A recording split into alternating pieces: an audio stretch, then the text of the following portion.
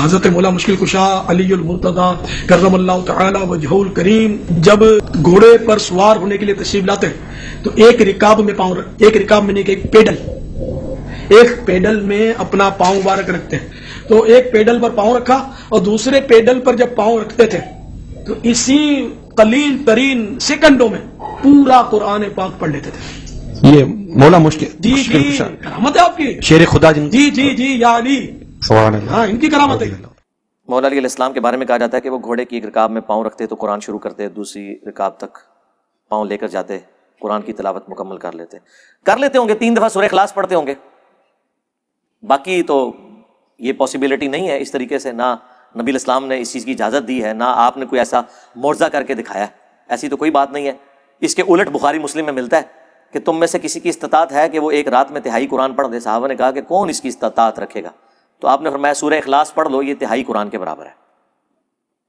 تو وہاں تو کسی صحابی نے نہیں کہا کہ امام حنیفہ نے ایک ٹانگ پہ 15 سپارے پڑھنے ہیں بعد میں خانہ کعبے میں کھڑے ہو کے، اور دوسری ٹانگ پہ 15 سپارے پڑھنے. امت کے اندر بڑے عابد جو چند گزرے ہیں ان میں سے امام حنیفہ رحمہ اللہ تعالیٰ ہے. زندگی میں 55 حج کیے اس شخص نے، اور ایک حج کے موقع پر وہ خانہ کعبہ کے متولی کے پاس گئے جس کے ہاتھ میں چابی ہوتی ہے شیبی خاندان کے. کیا لگا میری درخواست یہ ہے اگر آپ اجازت دیں تو میں کعبے کے اندر جانا چاہتا ہوں. اسے تالا کھول دیا. امام حنیفہ رحمہ اللہ تعالیٰ اندر چلے گئے، ایک ٹانگ اوپر اٹھا کر کے قرآن کریم کی تلاوت شروع کی. آدھا قرآن پڑھا، ایک ٹانگ پر کھڑے ہو گئے. اس کے بعد پھر دوسری رکوع کیا، پھر دوسری ٹانگ نیچے رکھی، پھر ایک ٹانگ اوپر اٹھا کر کے پھر آدھا قرآن کریم پڑھا اور سلام پھیرنے بعد کہا یا اللہ اور کچھ نہیں چاہتا ہوں، صرف مجھے معاف کر دیجیے. فرماتے ہیں 15 سال میں نے اس طرح گزارے.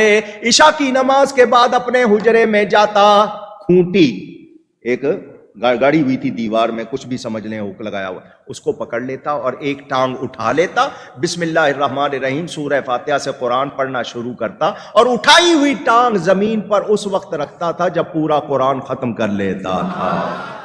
اچھا مجھے نہیں سمجھ آتی یہ ایک ٹانگ اور دوسری ٹانگ کا ذکر کیوں کرتے ہیں؟ مطلب ان کو کوئی کرتب باز، کوئی جگلر بنانے کی کوشش کرتے ہیں. نبی الاسلام نے کبھی ایک ٹانگ کے اوپر ایک نماز اور دوسری ٹانگ پہ دوسری نماز پڑھی ہے؟ اچھا لوگ کس طرح فخر سے اسے بیان کر رہے ہوتے ہیں. 15 سپارے ایک لاتتے اور 15 اکتے پڑے. یار بھائی 2 لتہ استعمال کو کسی نے منع کیتا ہے؟ لیکن میں آپ کو بتاؤں کہ ایسی باتوں کرامت بولتے ہیں. اس میں زیادہ تھکنے کے چانس ہیں. آپ ایک ٹانگ کے اوپر اگر 15 سپارے پڑھیں، بلکہ جو بیان کر رہے ہیں نا انہیں کہ آپ سے ہم سپارے نہیں ڈیمانڈ کرتے، یہ ایک سپارہ پڑھنے میں آدھا گھنٹہ لگتا ہے، تو 15 پارے آلموسٹ 7.5 گھنٹے بنے. 7 گھنٹے تو پہلے ایک لاتے کلو کے 10 نہ منو یار، نہ کر، خالی نہیں کھڑا ہوا جاتا. اور یہ کون سی سنت ہے؟